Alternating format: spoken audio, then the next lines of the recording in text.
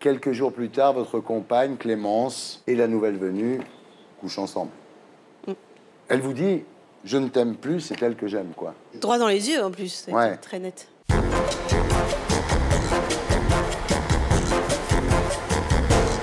accueillons notre invité du samedi 20h, ce soir, Aurore Renaud. Bonsoir. Bonsoir.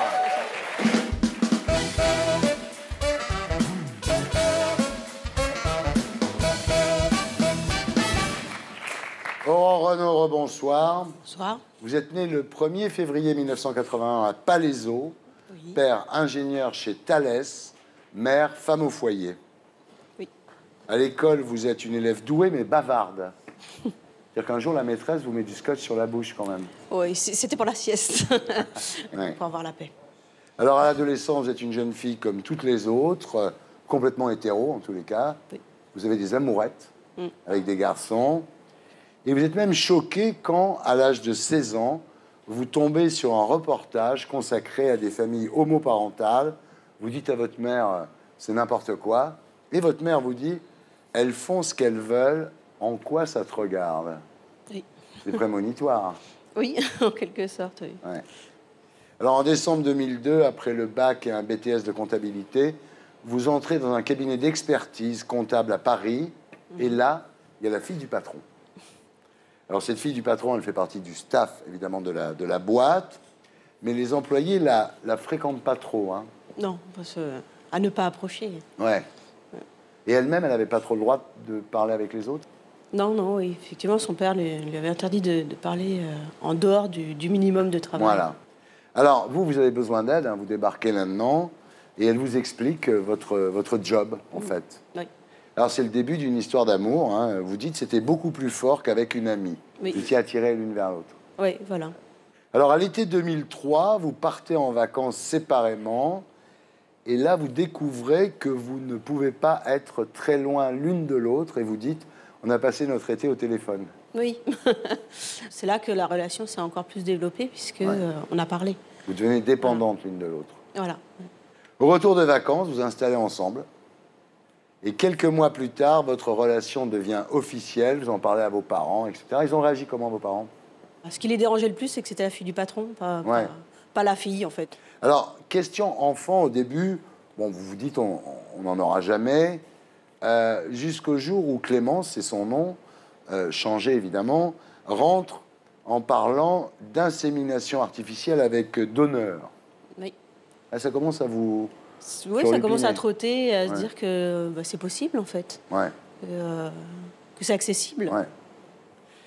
Alors, vous vous renseignez sur Internet, parce que dans ces cas-là, on va sur les forums d'Internet. Et en fait, voilà, vous vous posez des questions, parce que vous avez peur de traumatiser l'enfant.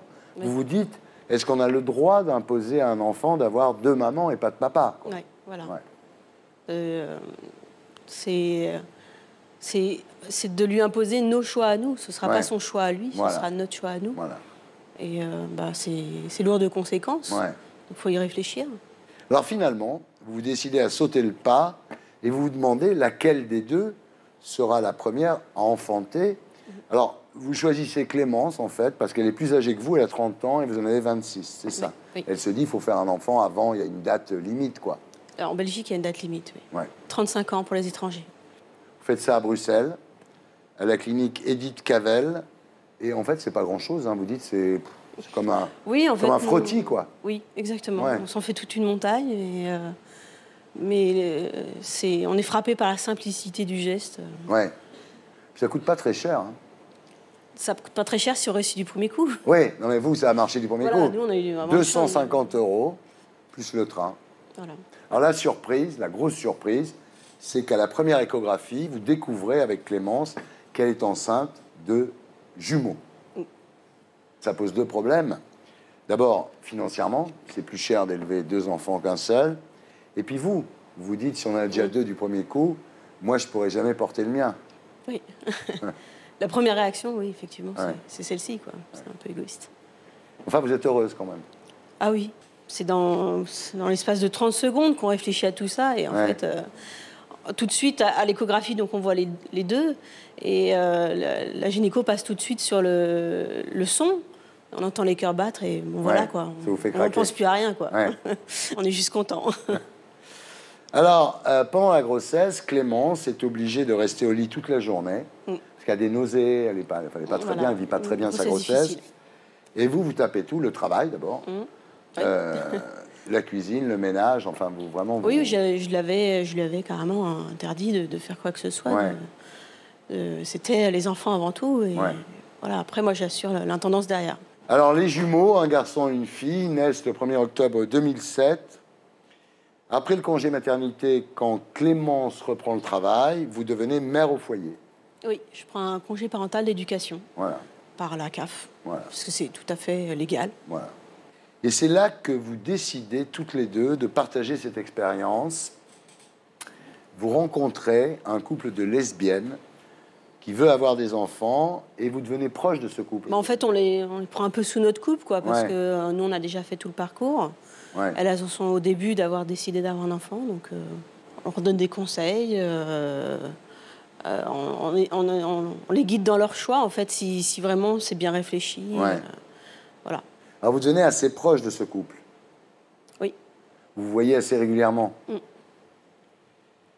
Jusqu'au jour où, en septembre 2008, l'une d'entre elles vous appelle. Elle s'est séparée de sa compagne, ils sont disputés. Elle ne sait pas où aller. Et là, vous lui proposez de venir dormir chez vous. Oui, bonne patte. T'as nulle part où aller. Il y a une chambre de libre. Ouais, Viens. les 2 chambres de libre en plus. Ouais. Ouais. Voilà. Catastrophe.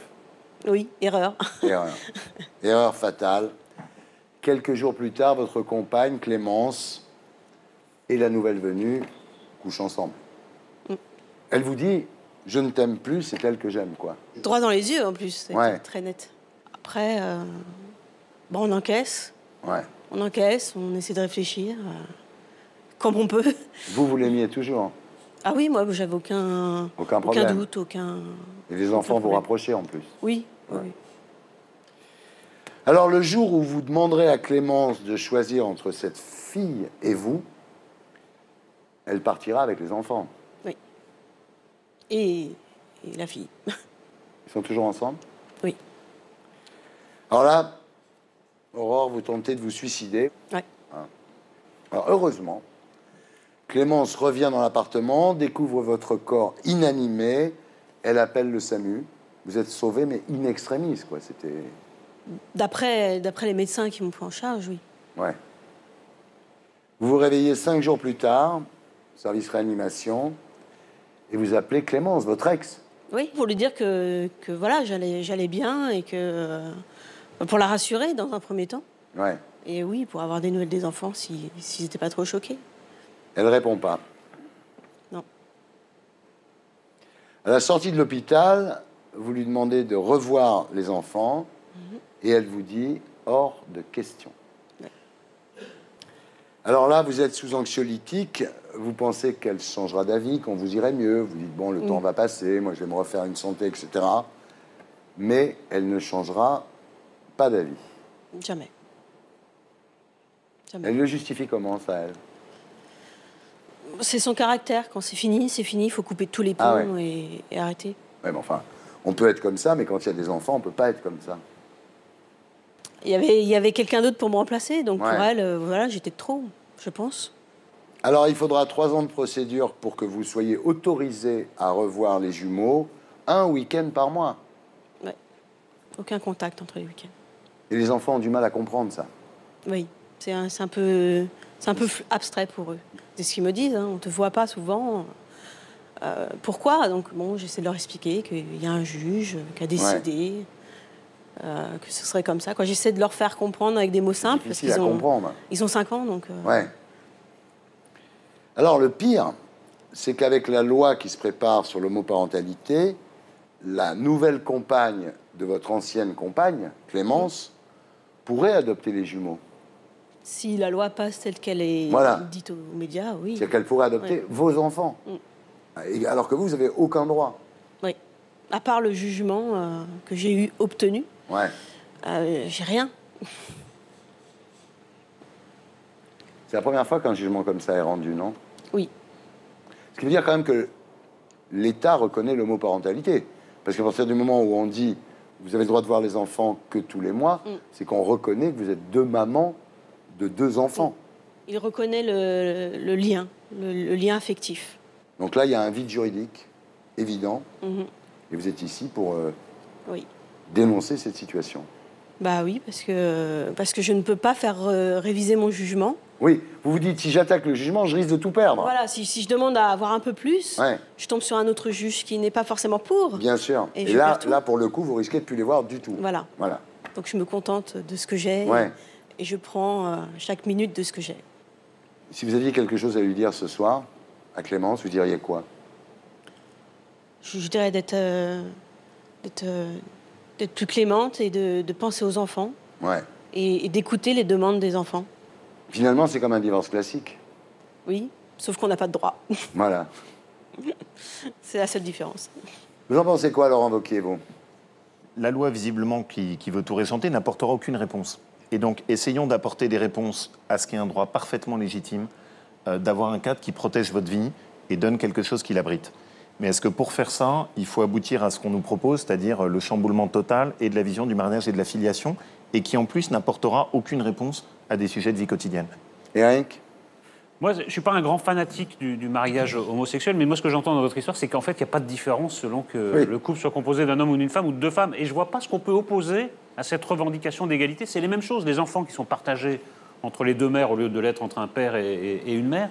Donc je trouve que ce serait, même si on peut lui opposer quelques arguments, je pense que ce serait une bonne chose de mettre tout le monde à égalité, parce qu'on voit que, indépendamment de la théorie, dans la pratique, en fait, ce sont les mêmes situations, les mêmes sentiments et malheureusement les mêmes drames. Bien. Merci de votre témoignage, Aurore. Et pour être sûr de ne rien rater de Inarditube, abonnez-vous et mettez un pouce bleu.